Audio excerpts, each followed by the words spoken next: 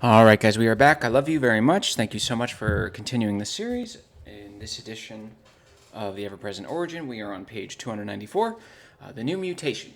And the first sort of subsection in this section is the climate of the new mutation. So we're going to continue with our sort of outlines, and then we're going to dip our toes in, not in this video, but later on in the series. Then we're going to kind of dip our toes in with poetry, and then we're going to jump headfirst in with science. So it'll be a lot of fun. Without further ado, let's just get right into it, right? Okay. Let me try to position this in a way that makes sense. Okay. Gebser says, mutations have always appeared when the prevailing consciousness structure proved to be no longer adequate for mastering the world. This was the case in the last historically accessible mutation, which occurred around 500 BC and led from the mythical to the mental structure. Excuse me, I just ate. The psychistic, deficient mythical climate of that time presented a threat, and the sudden onset of the mental structure brought about a decisive transformation. In our day, the rationalistic, deficient mental structure presents an equal threat, and the breakthrough into the integral will also bring about a new and decisive mutation. So, this is why I mentioned in one of my first videos of this series, adapt or die. That is a very serious thing. Remember the Montezuma story and the lesson from the very beginning of the series about Montezuma, the conquistadors, and the Aztecs. Very, very, very important. And I'm going to skip ahead a little bit. He says, let us once more note the major criteria. 1, very, very, very important. Okay, look, he's got them very listed out. We've got 1, 2, 3, highlighted and circled. Very important. I'm going to repeat for emphasis. Major criteria of the new structure. 1, origin is not identical with beginning, since it is not spatially and temporally bound, whereas the beginning is always temporally determined. So origin is not the beginning of time of some external event. So the origin of the world, of Earth, of the physical Earth. Maybe it's we all evolved from fishes or from dinosaurs or from God, whatever it is. It is not that. What is origin? That spiritual ground, that spiritual structuring system that shines through, that spiritual whole that comes to know itself through the evolution of consciousness structures. 2, the present is not identical with the moment, but is undivided presence of yesterday, today, and tomorrow, which in a consciously realized actualization can lead to that presentation, which encompasses origin as an ineradicable present. So present is really presence, which is a mode of being rather than an abstract concept, a mode of being and existing in the world in which you have integrated past, present, and future into one, which is essentially the present moment. There is no more division between these 2 or 3. They are all integrated to a balanced, respected whole, and in turn we have been transcended into understanding origin, because we're no longer being obscured by these artificial divisions made by the mental structure.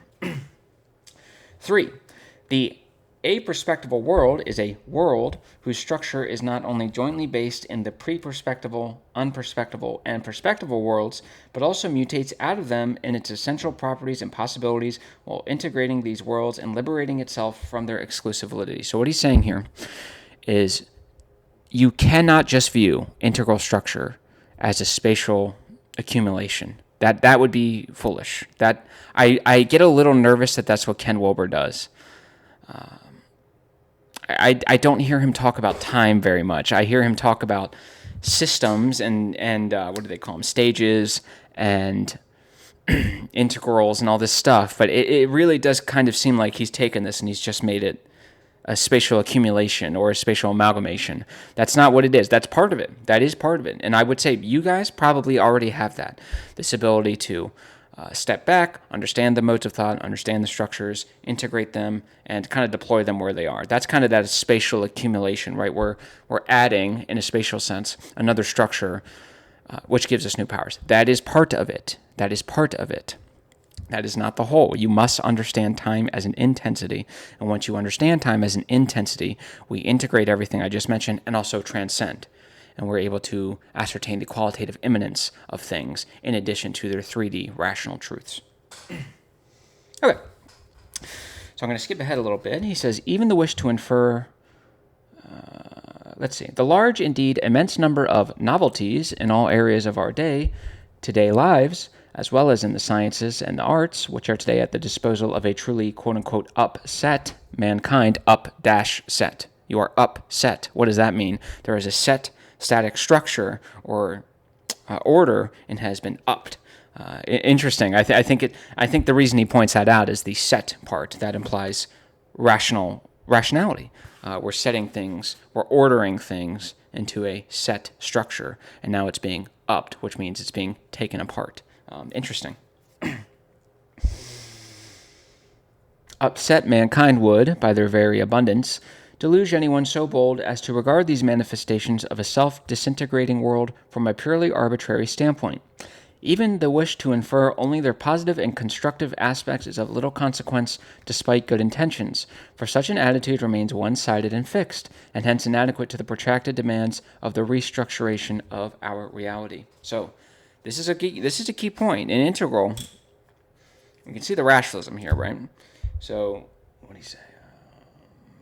So we have positive and constructive aspects, whatever they may be, placed in dualistic opposition to negative aspects and constructs. And then, of course, obviously, we're going to privilege the positive. Now, as he says, this is well-intentioned, so it's not evil or anything, but unfortunately, it's got to go. It's too one-sided. Again, we get the seesaw effect. So now, in integral, we're not just doing the one-sided bias towards the good. We're integrating all, which presupposes we're integrating also the bad.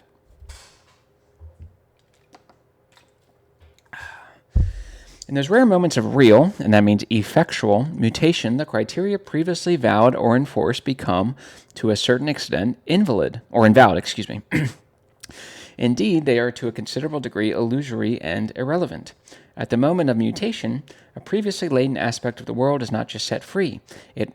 Its release reveals for a few decades a more intense radiance of origin. So that's what happens with these structures mutate. For the decades or even maybe a century immediately following this mutation, a new aspect of origin has been revealed, the spiritual whole. And that's what we're doing with this evolution of consciousness structures. On one hand, we get the magic, you guys get the magic, mythical, mental, all that stuff. These are all different aspects of the spiritual whole, and we are coming to understand that. And this circumstance releases our mutational period more or less from those criteria which are provided by the magic, mythical, and mental and integuments, or governance of the world. This ascertainment provides the point of departure for our inquiry. Because of its importance, we repeat, everything that is manifest as new in the spontaneity of a new mutation, everything that becomes creative and actual by and in it, is distinguished by a basic and definitely change-affecting manner from all manifestations that were previously and exclusively actual and thus effectual. That is to say, what he's really saying is he's talking about the new worlds, the three worlds, the unperspectival world, the perspectival world, and now the aperspectival world.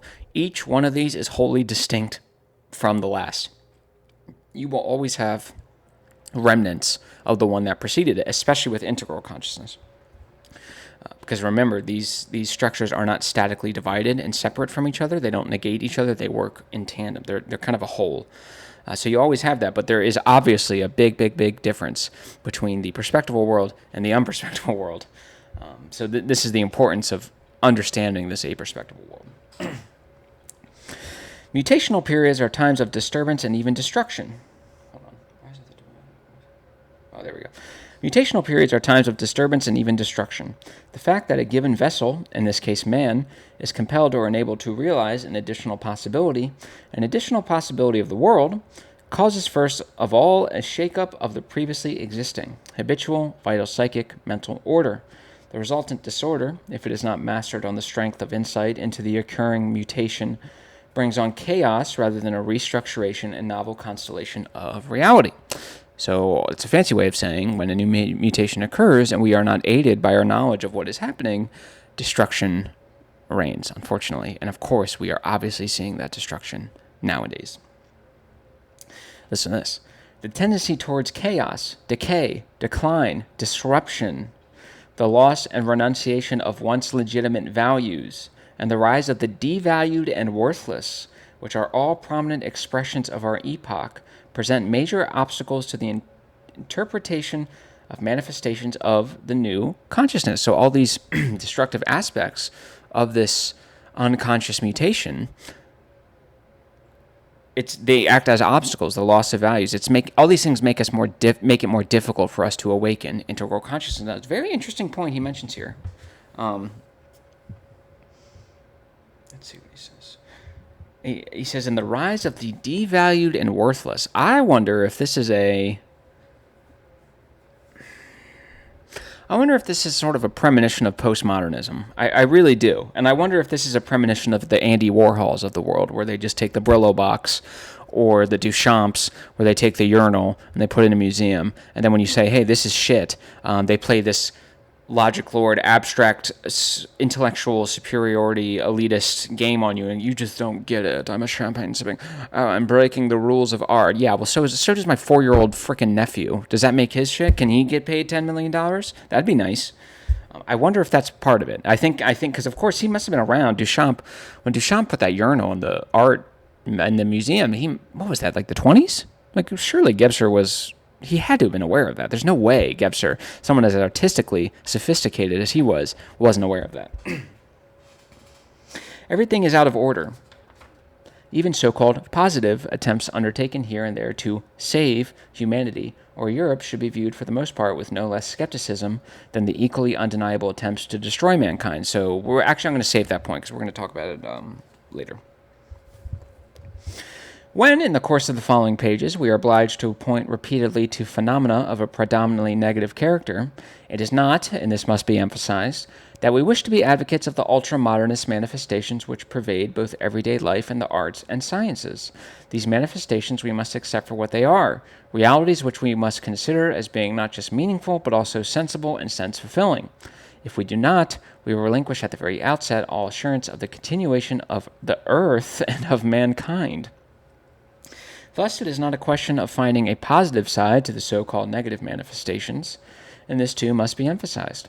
That would remain a one-sided achievement, whereas we are concerned with the whole. It would, however, be irresponsible of us if we did not concede that much of what is to be said is painful in a completely unsentimental way. This is a cool line. Responsibility implies pain for anyone cognizant of the danger brought on by merely blind Why do you guys even watch this shit? You're listening to a moron who can't even spit out a sentence. Let me try that again. Responsibility implies pain for anyone cognizant of the danger brought on by merely blind courage. So responsibility recognizes that merely blind courage is going to lead you into, let's just say, negative outcomes. So responsibility says, I'm aware of that pain, and I don't want to go through that pain. So I'm going to sacrifice certain short-term gains so I can avoid that and accrue all these positive benefits. One thing is certain. Mankind is not defending a lost position. It is defending a position that is unwilling or unable to give up, even though the position itself is in the process of surrender, change, and mutation. So I think what he's saying here is mankind's sort of defending the perspectival world. That, unfortunately, is... Why is there hair back there? That's gone. The mutation of the integral consciousness, as we already know, the coming about of the a-perspectival world will completely destroy it. So here's the problem. The ego is not going to let it go that quickly. So on one hand, the ego is being destroyed and it's being completely replaced and supplanted by the integral consciousness. On the other hand, simultaneously, it doesn't really know that. And because it's the ego, and ego by its inherent nature or essence is always trying to save itself. It's always trying to say, no, me, I'm in control. So it's a very, very unholy mix that's happening right now. Because the prototypical rational Earth dweller of today has lost his insight into the interdependency between human, terrestrial, and cosmic, indeed extra-cosmic, events, he is all too easily misled into believing himself to be unique and irrepeatable, and therefore already lost. This is the best thing about Gebser. He takes spirituality very seriously. He says there is a direct connection between what happens on Earth and what happens, quote-unquote, up there. There is as above, so below. Polar complementarity, polar complementarity. There is no just Earth, just the terrestrial, or just these byproducts of random evolution and will. That's bullshit. This is cool. Man's severance from powers which cannot be proven restricts his ties to his past, which is then lost in uncertainty. Interesting. So I'm going to repeat that. That's a cool way of phrasing it. Man's severance from powers which cannot be proven. That is rationalism right there. We're going to severance ourselves from powers because we're decided to deploy a limited mode of thought that will never, ever, ever, ever, ever be able to understand these powers, and we're going to bet it all on this one mode of thought, and it doesn't work out the way we want to, so therefore the powers don't exist. Nonsense.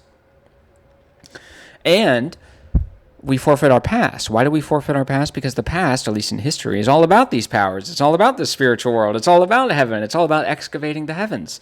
So we've just kind of said, okay, well, that's all irrational nonsense, so now what do we do? At the same time, he also forfeits his future, the mirroring of his past. The loss is even greater, since the present, as he understands it, necessarily also becomes irrelevant, a nothing, a nowhere, the impalpable point of severance and forlornness. And here we should re-emphasize that our concern is not with the conquest of a future, at least not that temporal future that is generally deemed to be the future. This is important. Rather, it is a question of what is future in us.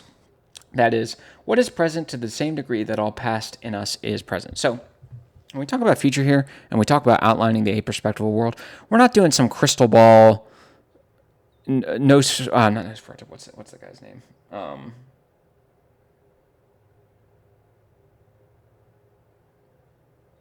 can't remember. We're not Harry Potter where we have the nice little crystal ball there and we're just like, Dumbledore is going to be killed by Snape or whatever. That's not how it works. What we're doing in outlining the aperspectival world, we're trying to make present or actualize, realize, or concretize that the future is already in the present. It is not something that is, it's not some direction that we need to get ahead to. It's already here. So what we're trying to do is trying to concretize our perceptions of the future and recognize that they are already affecting the present. That's what we mean. Such an attitude will enable us to escape one danger, that of assuming that everything we shall be considering in the following discussion could or should be understood as the design of a future world. Our sole concern must be with making manifest the future which is immanent in ourselves. It is not the concern of the present work to show the shaping of the future in quote-unquote time, since this form of time is at an end. So even if we wanted to do that, even if we could do that, we shouldn't, because it's a waste of time. No pun intended. And because time as such is coming to an end and is being supplanted by time freedom, any temporal projection forward is illusory and illusionary. So Gebser, he is a spiritual person, but he also doesn't buy into this woo nonsense pseudoscience stuff. That's not what he does. The rationalists like to throw that on him, that he's just hippy-dippy nonsense. No, he can be just as rational as you want to be. He calls out pseudoscience later in this book. It's not about that.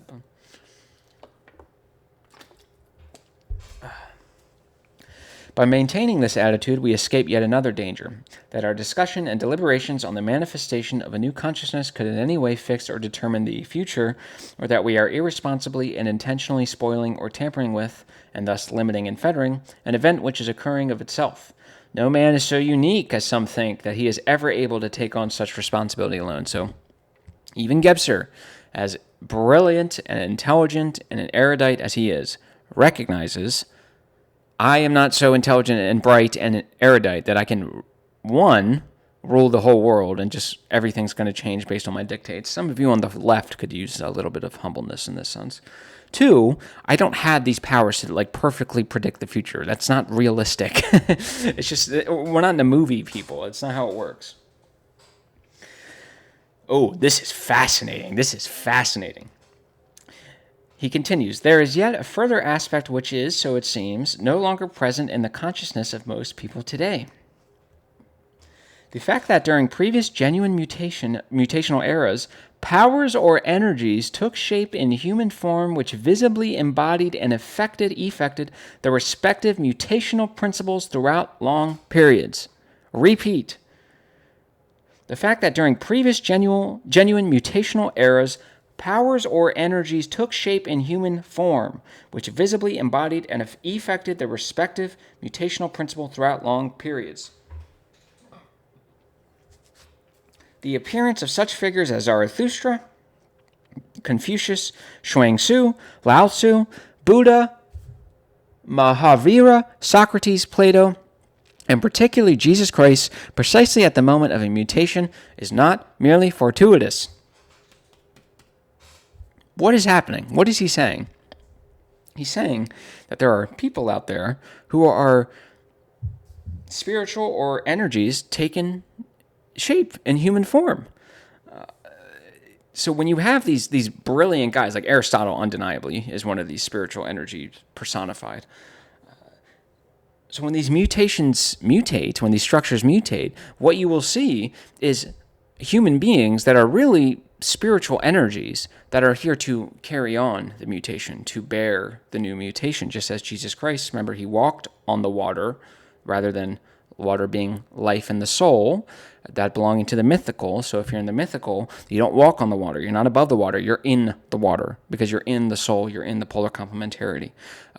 Walking on the water means we're transcending and thinking about it rather than being subsumed in it. So when you have guys like Zarathustra, Confucius, Xuanxu, Lao Tzu, Buddha, Socrates, Plato, and Jesus Christ, that is a sign. Something is happening.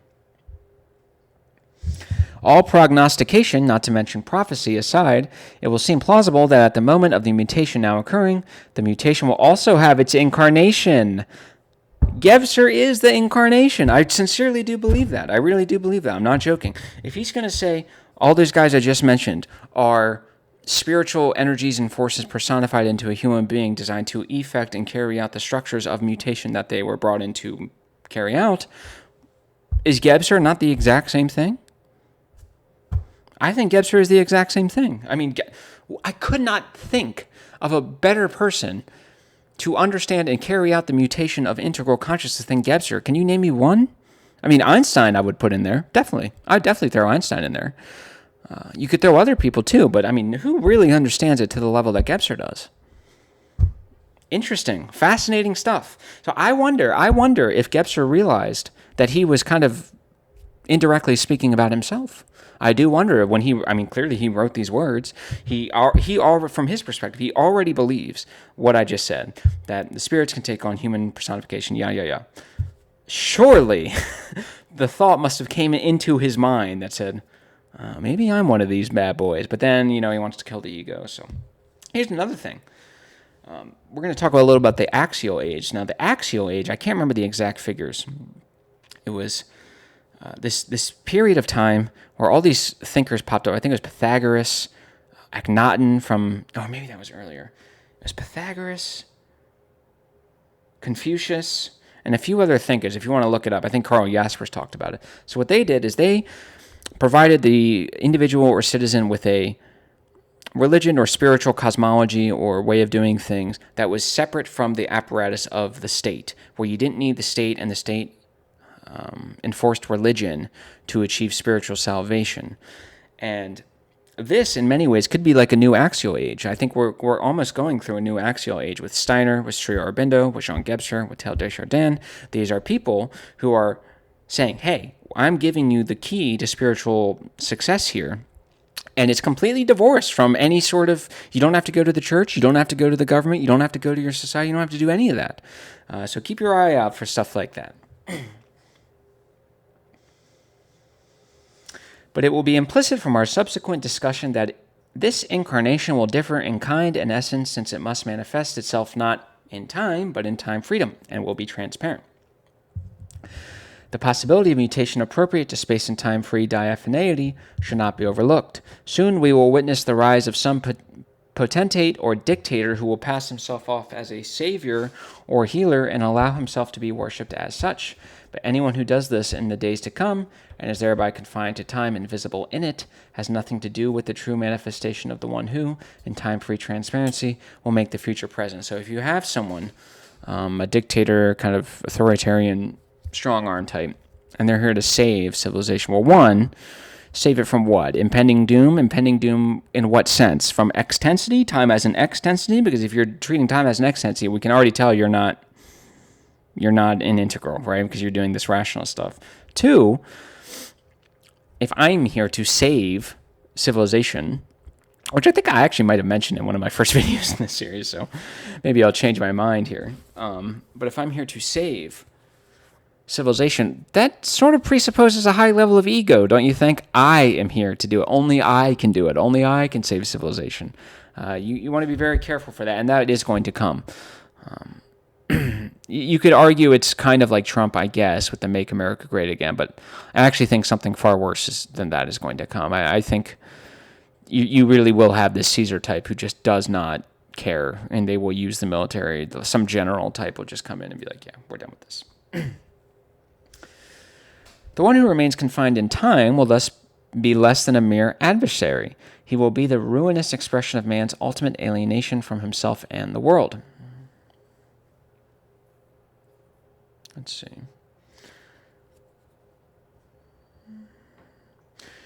Today there is still time to say this, but sooner perhaps than many suspect, the end of time will come when it can no longer be said. We can only surmise in what form time freedom will succeed time. In any event, the forms of this supersession already bear today the stamp of catastrophe and demise of the world. I wonder why he said that. It's almost like he released this book 4 years after World War II. Just as the supersession of mythical temporicity by mental time was an end of the world, of the mythical world that had become deficient, it is today a question of the end of the mental world which has become deficient. Any attempt to establish possible dates, even if they could be intimated by certain illusions confirmed by experience and ancient wisdom, would be irresponsible, for it would determine the future which is not ours to establish. The future will ultimately establish itself, our role being at the very most that of participants. So for all the rationalists out there who like to dismiss Gebser and just say, oh, you're this egotistical spiritual guy who thinks he has perfect knowledge of all things and you can read into the future with your crystal ball. They will say that to try to dismiss him. Don't ever let them get away with that, ever. Gebser is more rational than they are. He is more intelligent and more rational than they are. He is just intelligent enough to recognize, I'm going to keep this in its proper place. Simple. Don't let these people try to dismiss him. It's funny. There's a guy, I think a guy, who follows me online, and I think I changed his mind a little bit. I think he was a rationalist, and I think he's come over to my side a little bit. I'm not saying he agrees with everything I say.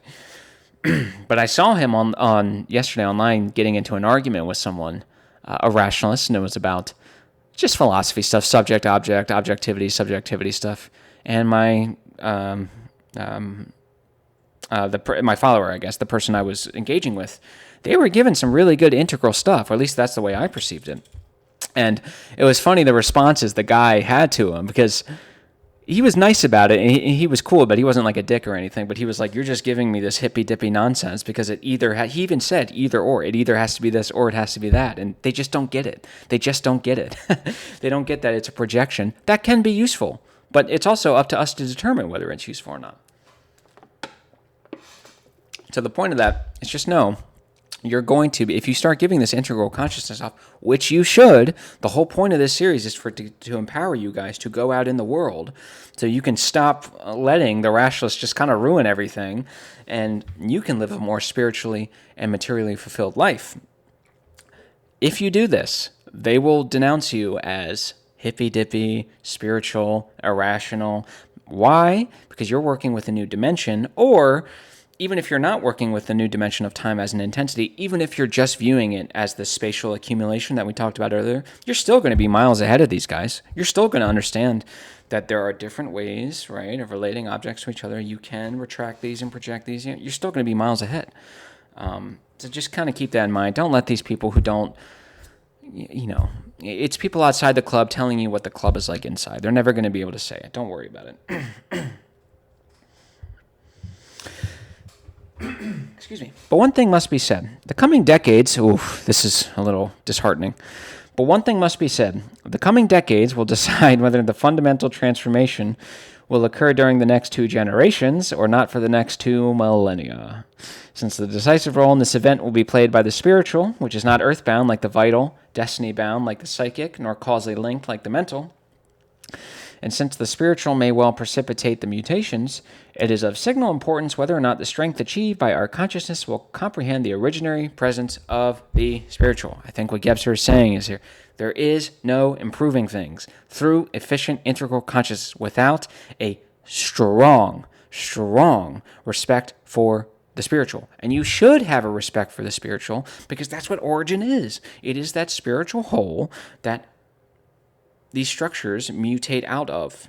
Don't get lost on the rational spatialization there. It is that spiritual whole that we are coming to know through the evolution of consciousness structures, particularly in integral consciousness, where not only do we have, are we able to feel, let's say, the different energies, if you will, of magical structure, mythical structure, mental structure, all at the same time, but we are also now able to attain something's qualitative immanence in addition to its 3D external rational facts. So we must get the word out there. I'm not even joking. In my personal life, if anyone brings it up, I always talk about the spiritual. I say, yeah, the spiritual side does exist, and you guys should be going out and doing that. Don't be courageous. Don't let people bully you out of your positions based on social pressure because they're going to laugh at you or they're going to sneer at you. This is when they do that, that's when you start breaking out the Gebser and you go, oh, really? Do you want me to explain in specific detail how your mode of thought is confined to space? And then you give the perspectivity stuff, right? And then you start getting into it and you make it abundantly clear that you are a rational person. You are a reasonable, normal person. You're just transcended everyone else's mode of thought. There's nothing, we're not going backwards. We're not doing anything stupid. Sorry, that was a little long. Above and beyond this, it ought not to be forgotten that, in rational terms, what occurs here has its correspondence there. So on Earth, whatever happens on Earth happens there. There is a correspondence. I think when you see things like World War I and World War II, that's a product of a spiritual war. I'm not joking. Something happened up there, and now it gets taken out up here. John David Eber will also confirm that. This is cool. The Earth is not just a star among stars, but a star with other stars. I want you to think about the implications of that. The Earth is not just a star among stars, but a star with other stars. Think about that. Any sweeping changes on Earth are not only changes of the Earth.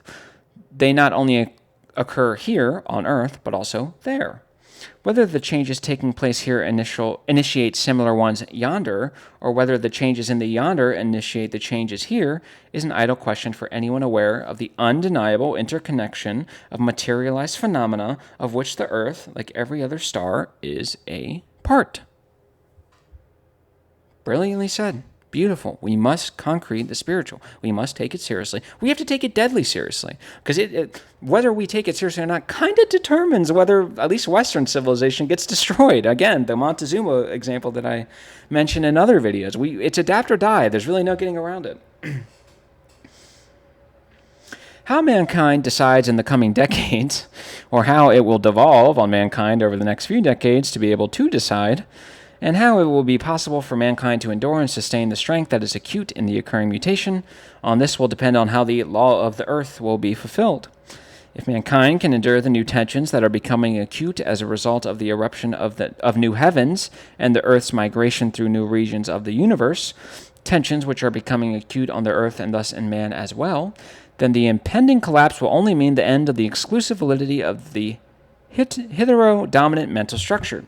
But if man and the earth are unable to endure these tensions, they will be torn apart by them. Both, in other words, will perish in their present form. And after the great intervening breathing spell, a new earth and a new man will arise. The destiny of man and the earth will depend on the consciousness intensity which man is intended to attain, and which he would attain if he would succeed in living this new mutation. So it's a little worrying a little bit when he says in the coming decades will determine whether it'll take 2 decades or 2 millennia for integral consciousness to really kind of get out there. It's a little worrying considering the fact this was released in, I guess the part 2 was 1955. It's been 7 decades. I don't think we've seen a ton of meaningful improvement. I think, if anything, I think what we've seen is more rationalism. I think rationalism has been winning. It will ultimately lose. There's no question about it. But in the short term, unfortunately, unless we change things, again, this is why I want to empower you guys to go out there and get the word out. I'm not joking. This is not just a thing to get us, just to feel smarter than everyone else. Unfortunately, I think if we don't get this, we're going to go through a new modern Dark Ages. I really do believe. I think the Dark Ages was exactly that. I think it was that transitional period where deficient mythical was defeating the newly efficient mental structure. And once that mental structure find out, guess what? What do we get? We get an entirely new world. Well, why don't we do that instead of going through all the pain? All right.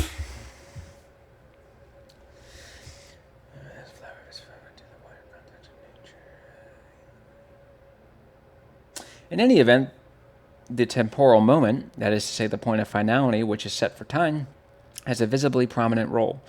This is so because everything that occurs through and by us, everything that we do has its lasting effect.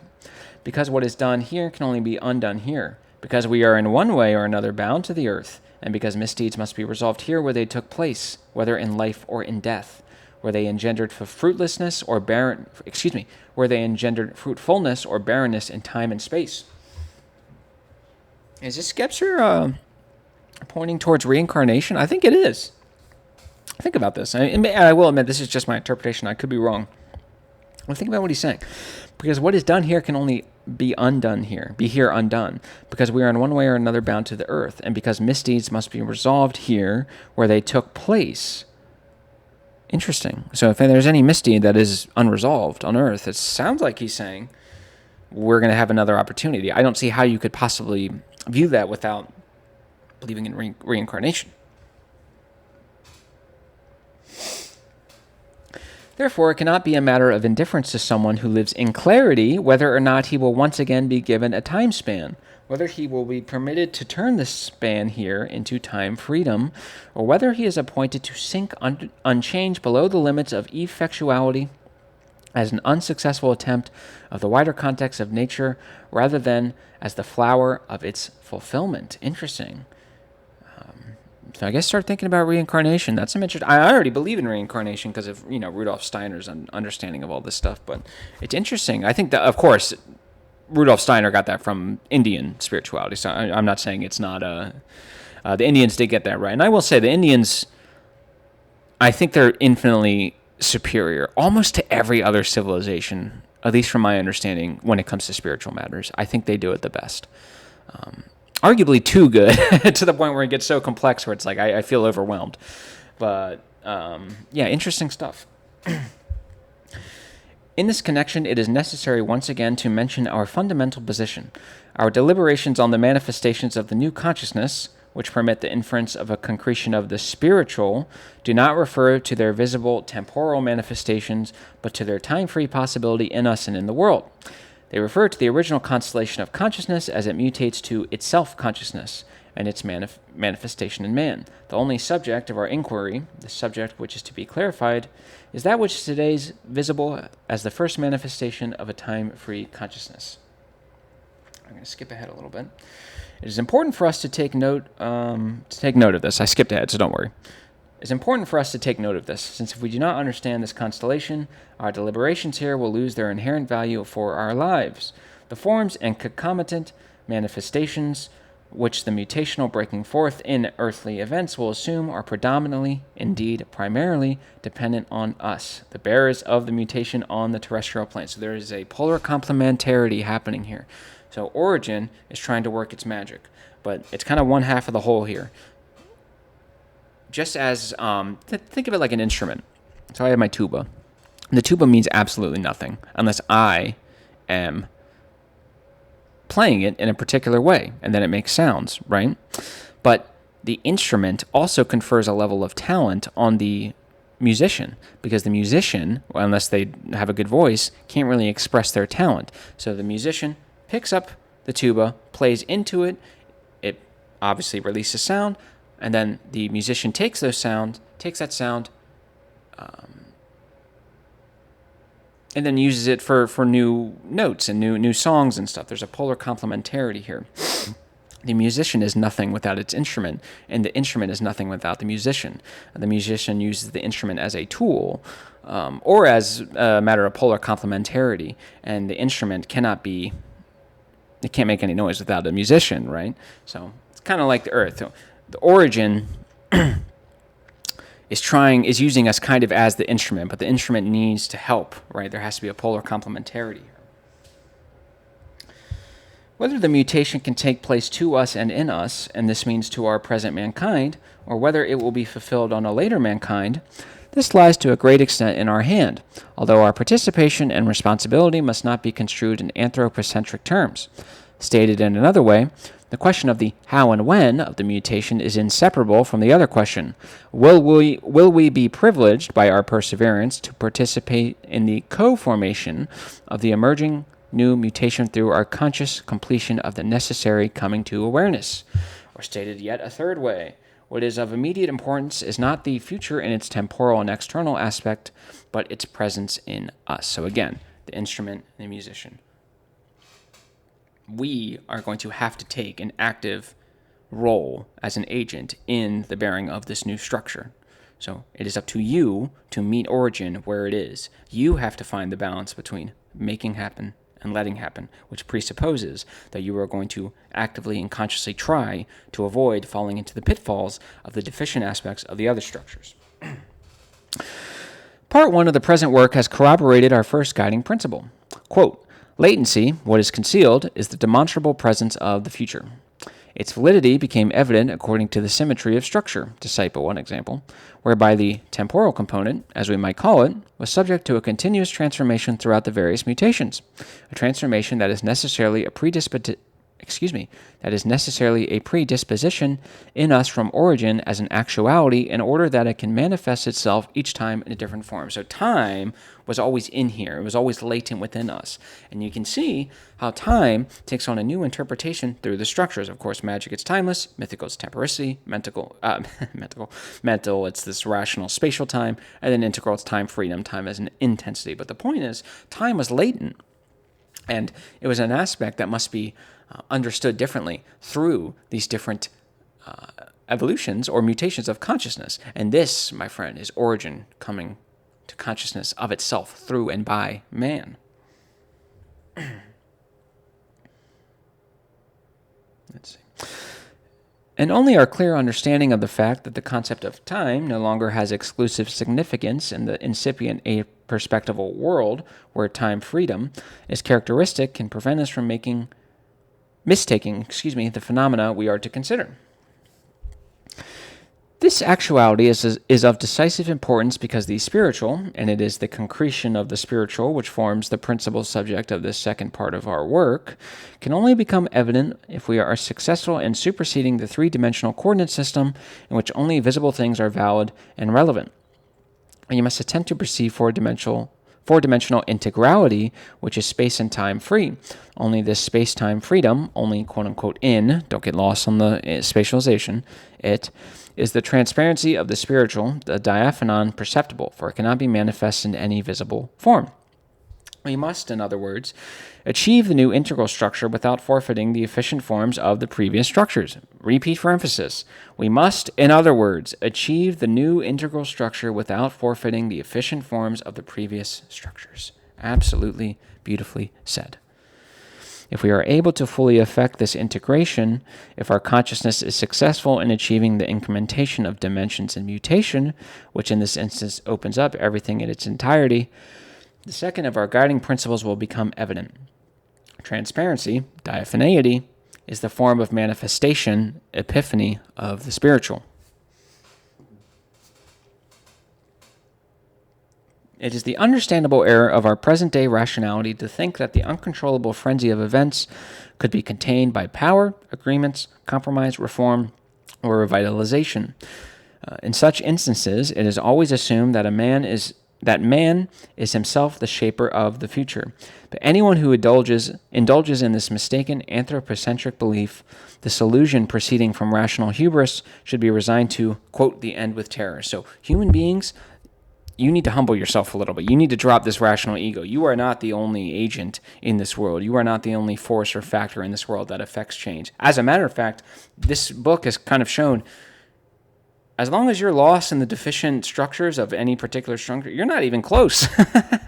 You might be able to achieve more power if you achieve this integral consciousness, sure, but as these mutations of the structures have unfolded, clearly the world, the spiritual, has a profound effect on the earth, on what happens in the world, on this planet. And I would argue it probably has a stronger effect than anything we do, or if anything we do does have a strong effect, it's because of the spiritual.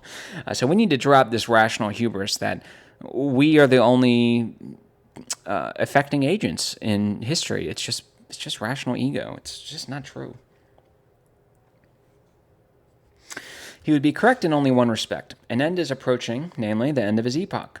And since he is unable to free himself from the confines of his three-dimensional conceptual world, this is tantamount to an absolute end. So the rationalist says the end of the world is coming, and he's correct to an extent. He is a rationalist rather than an efficient rational person, so he exclusively relies on rationality in the mental world. So if that world is coming to an end, he's going to conflate that with the whole world coming to an end. No. The perspectival world is coming to an end. The aperspectival world will replace it, if you will. And if we have knowledge of these things, we can aid ourselves. Okay. I'm going to skip ahead. Well, this is the basic position following from our deliberations in Part 1. Let it be recalled that we established three principal criteria for the mode of manifestation and expression of the aperspectival world. They are, another point. So we have the three. I'm going to repeat these for emphasis because they're very important. Another three, simple, right? I love how he breaks it down like this. None of this Hegel nonsense where it's just obscuring. Number one, quote-unquote temporics, under which term are some... Temporics. Why is he writing like this? Temporics, under which term are subsumed all endeavors to concretize time. So anytime we're talking about concretizing time, in the remainder of this book, whether it be psychology, whether it be physics, whether it be biology, whether it be poetry, whatever it may be, that is temporics. Very important. 2, diaphaneity, that which is pellucid and transparent, which we can perceive as the form of spiritual manifestation. It is perceptible only in a quote-unquote world where the concretion of time transforms time into time freedom and thus makes possible the concretion of the spiritual. So in order to perceive diaphaneity, the spiritual whole unobscured by the structures in the particular way that they relate objects in the world to each other, that can only come about once you drop this mental time stuff, because in order for that diaphaneity to be ascertained, time must intensify. And time is, even if time does intensify, it's going to be useless as long as you keep viewing time as an extensity. Once you understand time as an intensity, you can understand what's happening. Then truth is imparted to you, kind of like the experience I had. 3, volition, which as the integral awaring or perception and impartation of truth is the realization form of the integral consciousness structure which lends to the aperspectival world a transparent reality. So the volition, if you will, that I experienced when I saw those horses running down the hill when time intensified was that beauty is embedded in this world. It is neither objective nor subjective. It is embedded. It's simply the fabric of the world. Part of it is beauty. So there you go. That's an example of volition, a truth that has been imparted to you. There was no logical deducing when I came to that truth. That truth was imparted to me. I did not actively, through ego and will, come to that truth through logical proofs or rational syllogism or anything like that. Didn't happen. The additional capacity of volition, which becomes a reality with the new mutation, is the guarantee that someone who endures the effects and transformations that are manifest in him by four-dimensional integration effects in turn a transformation of events. This is not in the sense that he or she can exercise, say, a new kind of magic power, a new mythical equipoising or polarizing, or a new kind of mental superiority over persons, events, or processes. It is rather that his or her being present is in itself sufficient to effect new exfoliations and new crystallizations, which could be nowhere manifest without his or her presence. So when you put in the work to awaken or achieve integral consciousness structure, what you're going to find is, how does he describe it? Anyone who endures the effects and transformations that are manifest in him by four-dimensional integration, so trying to integrate these structures into you, what you do that is you effect a new transformation of events, so which is to say the world appears differently to you, kind of like that example I just gave. And in that sense, you have a new power. Now, this isn't power like Superman or Batman. You don't have the power to just make $1 billion just like that or anything like that. But it is, in a way, a new power. You have a new way of perceiving the world with a new dimension, and that gives you an advantage. It is the coming to manifestation itself which is effectual. With the manifestation, with the presence, the effect is always indirectly evident. The magic mythical attitude, in its deficient mode, collapses defenselessly in the face of the mental attitude, as shown by both the Mexican, Spanish, and the Austrian-Swiss examples cited earlier. This is kind of what I was mentioning earlier in this video. The additional dimension of mental man's consciousness, which was inaccessible to mythical man, is the decisive factor that prevented mythical man from reaching him, although the reverse is not the case, since it is the incremental strength of the newly achieved dimension in mental man that is effective. I'm excited for him to kind of explain that in detail. The new consciousness structure has nothing to do with might, rule, and overpowering.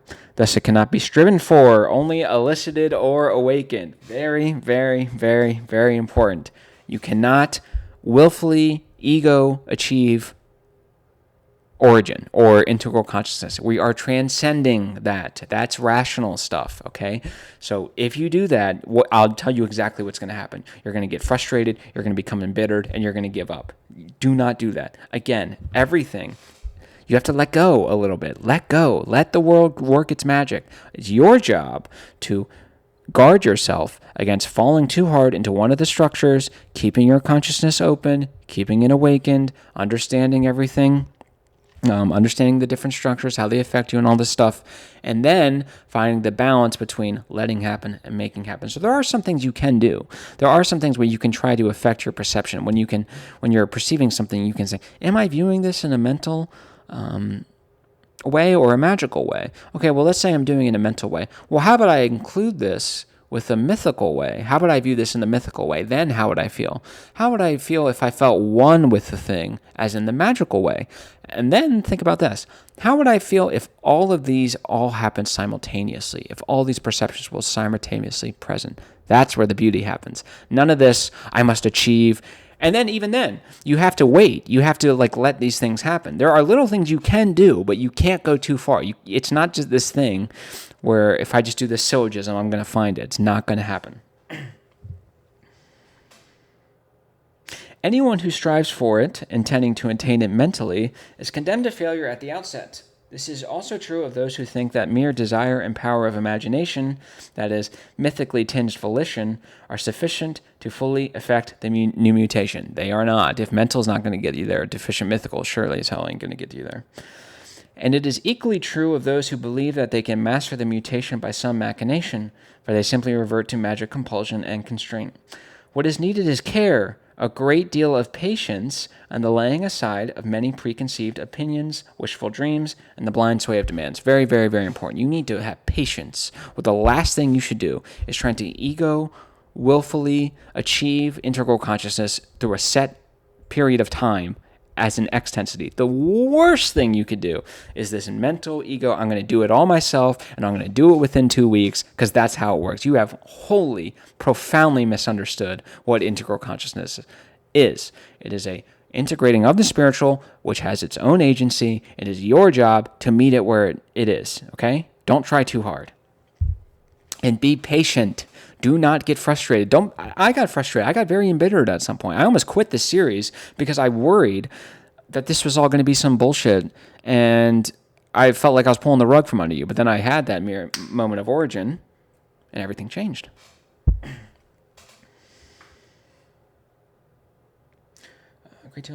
There is a need for a certain detachment towards oneself and the world, a gradually maturing equilibrium of all the inherent components and consciousness structures predisposed in ourselves, in order that we may prepare the basis for the leap into the new mutation. Repeat for emphasis. There is a need for a certain detachment towards oneself and the world. So remove that ego. A gradually maturing equilibrium of all the inherent components and consciousness structures. So in removing the ego, we're bringing back the mental structure and balancing it with the other structures. And that will prepare the basis. To what extent the factor of grace, the Christian conception, may have a role is for theologians to decide.